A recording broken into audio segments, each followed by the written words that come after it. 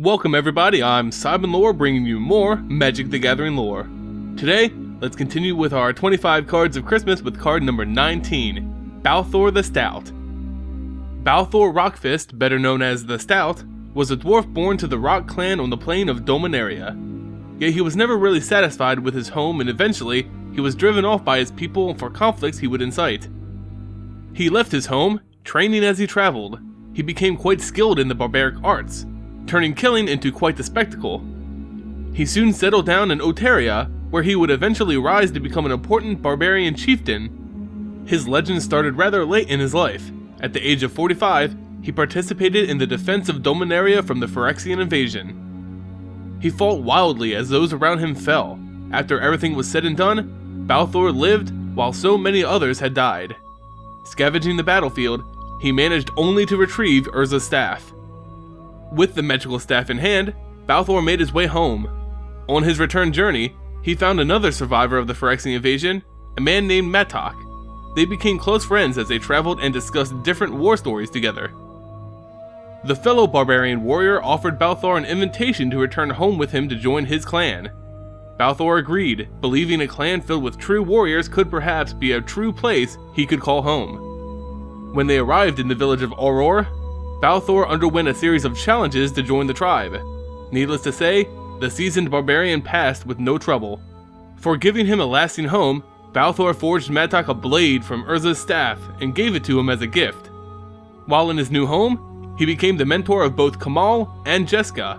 This sibling pair were both training under Balthor to become great barbarian warriors, and there was no greater teacher than he. One day, his student, Kamal, went missing and spurred a search from Jessica and Balthor. They went to Gabal City in an attempt to find the lost warrior, resulting in them having a short bout in the fighting pits there.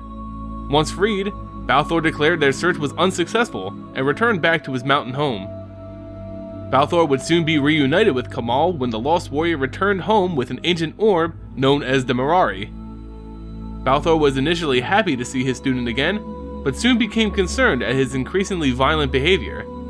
The dwarf discovered that the Mirari was causing these effects, and was forced to oppose his student when he attempted to take control over the neighboring clans. The hazy state of the Mirari caused Kamal to attack his sister, Jessica, mortally wounding her. This act caused him to snap out of the object's grasp. Realizing what he had done, he tried to atone for his actions by seeking the counsel of the Druids.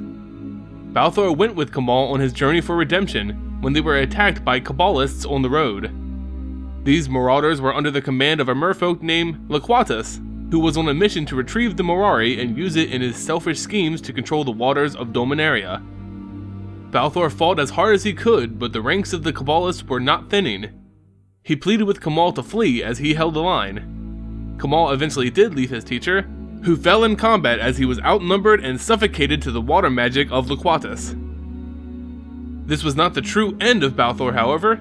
His corpse was reanimated by the Kabbalists, and he returned as Balthor the Defiled. In this state, he was not like most of the zombies which were raised by the Kabbalists.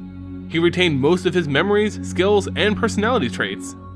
He broke loose from his bonds and went to pursue the merfolk who had killed him. He found his old student and friend, Kamal, and together, they searched for Loquatus. Eventually, the zombified dwarf found the merfolk in his encampment. He charged in, disregarding his own safety. As he slaughtered the Kabbalists there, they began to get out of his way, realizing he was after their commander and not them. With Loquatus alone, Balthor was about to claim his revenge when the merfolk mage used a spell to control his zombified body.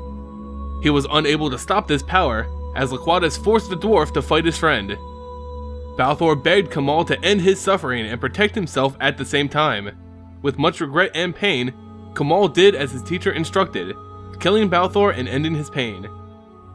After this, his rage boiled over, and with a swift cleave, he ended the life of Loquatus. Yet this still was not enough to end Balthor completely. The dwarf's spirit lingered in the forest where the blade forged from the Mirari had fallen. He knew that one day Kamal would need to use this dark weapon again, so he waited until that time. That time did eventually come. Kamal searched for the weapon which once corrupted him. Balthor's spirit guided the now warrior druid to its location and then trained him to wield it properly. Yet during their training, the sword's dark influence began to take a hold of Kamal again. Balthor's spirit intervened only to be struck by the dark weapon, ending his spiritual form, killing him for the final time. Balthor's efforts weren't in vain, however. Kamal mastered the weapon and unlocked the Morari's dark powers, and his former student Jeska went on to shape Dominaria and the multiverse forever. So, there you go guys, the lore behind Balthor the Stout and the 19th card of Christmas. If you enjoyed the video, please like and subscribe, and make sure you return tomorrow for the next card of Christmas. As always, thank you for watching, and I'll see you next time.